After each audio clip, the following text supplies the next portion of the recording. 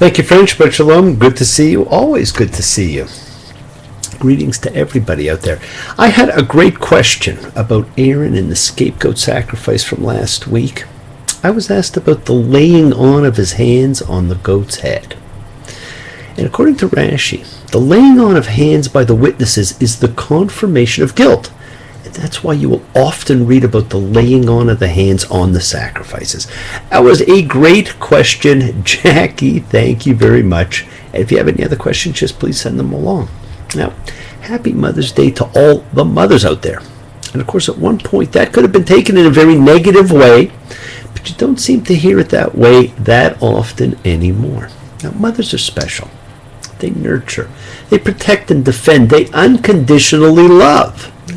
They seem to know everything, and we turn to them for so much. And Mamma Mia, the world is full of songs about mothers. No, I would not give you false hope on this strange and mournful day, but the mother and child reunion is only a motion away.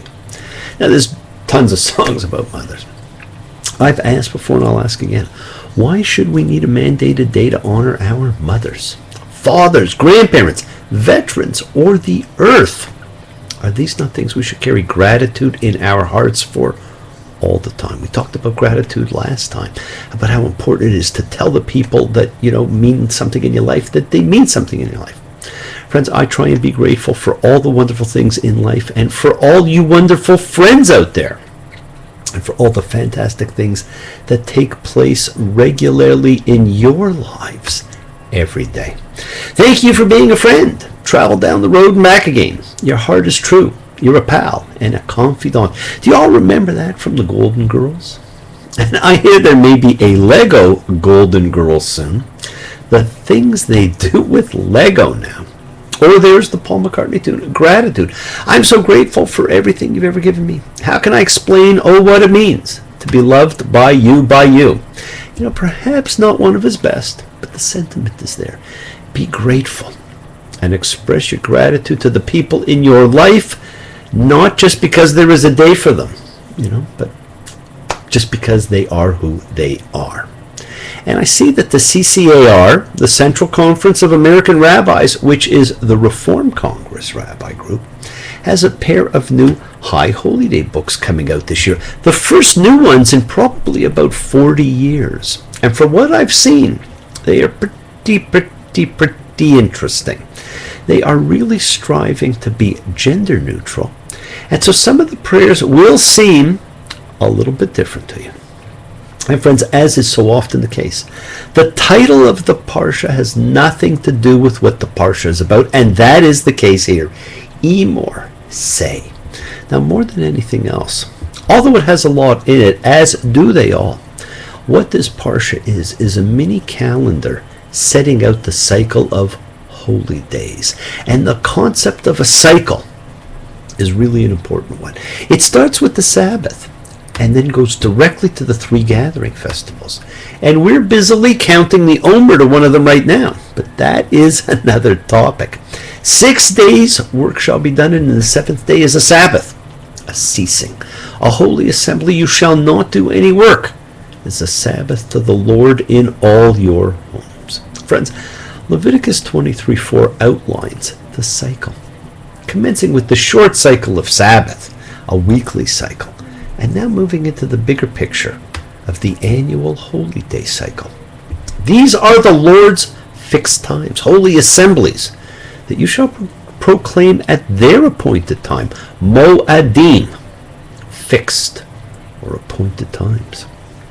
The appointed times can be called a cycle because they recur in a cyclical fashion, creating patterns and rhythms in time.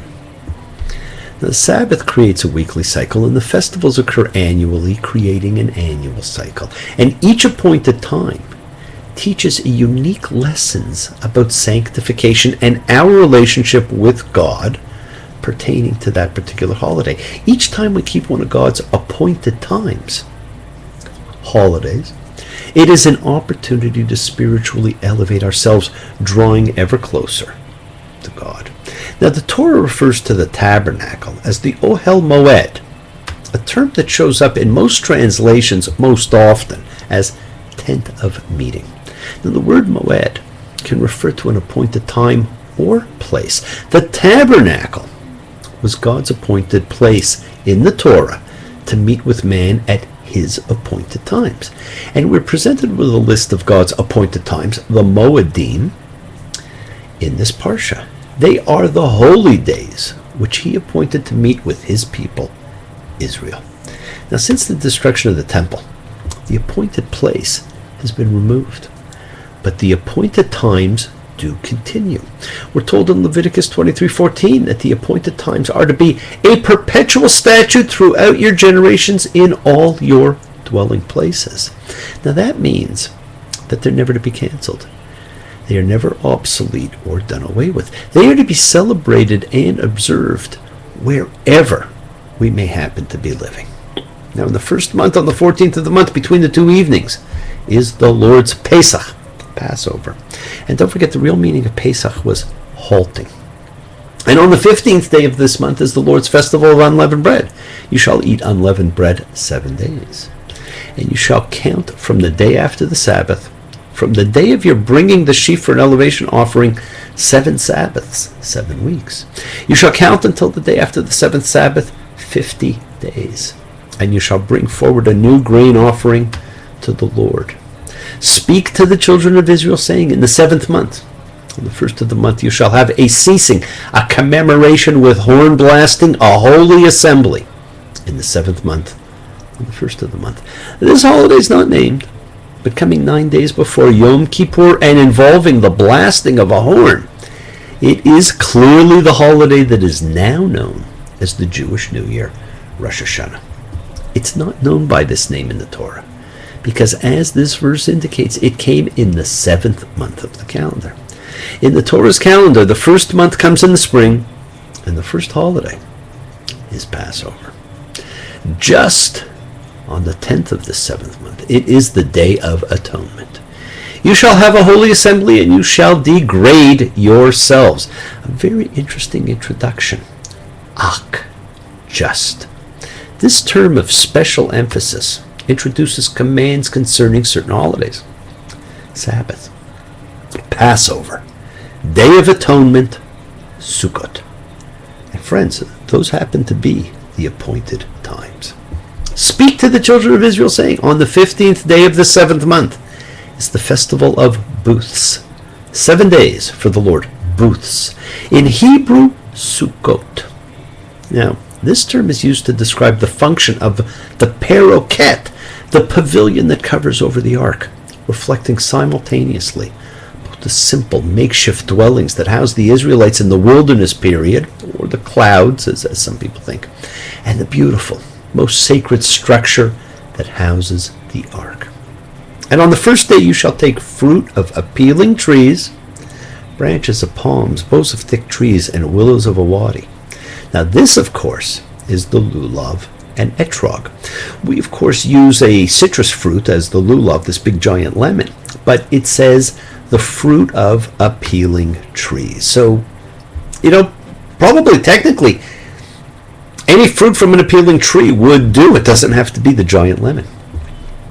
And when you reap your land's harvest, you shall not finish your field's corner when you harvest, and you shall not gather your harvest gleaning. You shall leave them for the poor and for the alien, the laying out of the days of commemoration with compassion, humanity, dignity, built right into the cycle of life.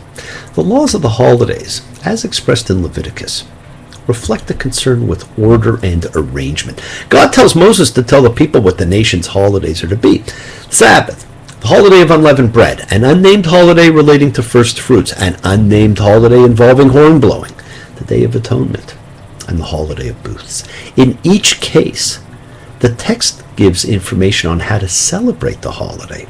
In all but one case, it gives the date on which the holiday is to be celebrated. And friends, interestingly, it does not make any historical associations for the holidays, not even connecting the Feast of Unleavened Bread to the Exodus from Egypt, nor the Sabbath to God's rest at the end of creation.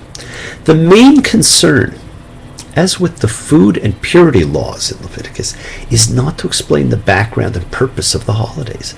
These things are a concern of Genesis, Exodus, Numbers, Deuteronomy, but rather to instruct the people on how to observe them properly.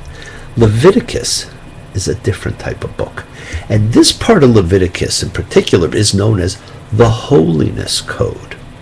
It's the true establishment of the power of the cult. And make no mistake, the priesthood of biblical man was quite the cult. Now, in talking about the priests, it says, "And you shall regard him as holy because he is bringing forward your God's bread. He shall be holy to you, because I, the Lord, who makes you holy, am holy." And this is repeated over and over again. Now, it always seems odd to read so much about the priests and the power and sanctity of the priests, since Judaism is no longer a priestly religion, and we don't think of Judaism as being a religion of priests. We think of it as a rabbinic one. But the role of the priest was special, and the role of the high priest, HaKohen HaGadol, the biggest priest, was even more special. And even though we know its lineage was to be only via the eldest son, the only ones we actually can be certain of are Aaron and his son Eleazar. After that, we simply trust in the process, until now, where we actually cannot be certain of who the Kohanim actually are. Now, we're constantly told there are degrees of holiness. All the people are holy, but the priests still are holy in a singular way because of their role. Yes, all the people are holy, but some are more holy than others. And friends, it's not necessarily that they are holier people per se, but they have a role to play that centers on the sacredness of the cult. So it is more in their role and in their expectations. And we will see this particularly during the Korah rebellion in Numbers. And like the animals for sacrifice, which cannot have a blemish, so the priest must also be unblemished. There's nothing like equality. Now, this Parsha is an amazing capsule of Jewish holy days. There are not that many, and they are all special. And they're all listed right here. And friends, there's two other extremely interesting things, almost glazed over in most commentaries about this Parsha, that I just want to briefly mention. Now, the first is that here we see that the Bible confirms patrilineal descent. Now, in every case, the woman and the children take the ethnic and religious identity of the woman's husband. Sarah, Rebecca, Leah, Rachel, Zipporah, and their children. And all the sons of Levite fathers are Levites, regardless of the tribal origins of their mothers. Identification in the Torah is patrilineal. It is in post-biblical Judaism that identification came to be based on the mother. The shift to matrilineal descent took place during the time of Nehemiah, who opposed marriages of Jewish men to women from certain other groups, instructing that their children be excluded. Now, identification by patrilineal descent, in addition to matrilineal descent, not in place of it, is at present a matter of dispute among all the movements of Judaism. Friends, it took until 1983 before the Reform movement accepted patrilineal descent, and something which the conservative and Orthodox branches still outright reject. And I know a lot of Reform Jews who simply reject it out of hand. Now, the second interesting piece of halakhic lore in this section is in Leviticus 24:16, where this tiny little story takes place. The community shall surely stone him, sojourner and native alike, for his invoking the name. He shall be put to death. This formulation, which appears to hold the mere invoking of the name of God as a sin, led later on to a general ban against pronouncing the name of the Lord, except by the high priest on the Day of Atonement in the Holy of Holies. So this is where that whole thing began. Okay. Leviticus is a very interesting book, and this section is all about ritual for holidays. It's a book for priests, extolling the power of the priestly cult. And as you continue to read, don't think of the Torah as a linear progression in your mind. Numbers would be a much more linear adjunct than Leviticus to be here. This is probably a book which came much later, inserted by priests to cement the power of the priests and to highlight the cycle of of holy days. And the seasons, they go round and round, and the painted ponies go up and down. We're captive on the carousel of time. We can't return. We can only look behind from where we came and go round and round and round in the circle game. The world is sacred, and so is everything in it. Express your gratitude. Friends, light a candle, make a wish. Celebrate your life and the lives of those you love. Live free, be free. Honor your freedom. Be well, be happy, be blessed. Share and honor the light and all who live in the light, and continue to shine. Continue to send everyone you know goodwill and love. Pray for peace. Pray for freedom for everyone, an end to terror and hatred. And remember, friends, we are a community. We learn together, we celebrate each other, we love each other. Mothers, happy Mother's Day to all of you out there. Thank you all. Love you. See you all next time. Wishes do come true. Be well, be happy. Bless you all. Shabbat Shalom. Take care. Bye.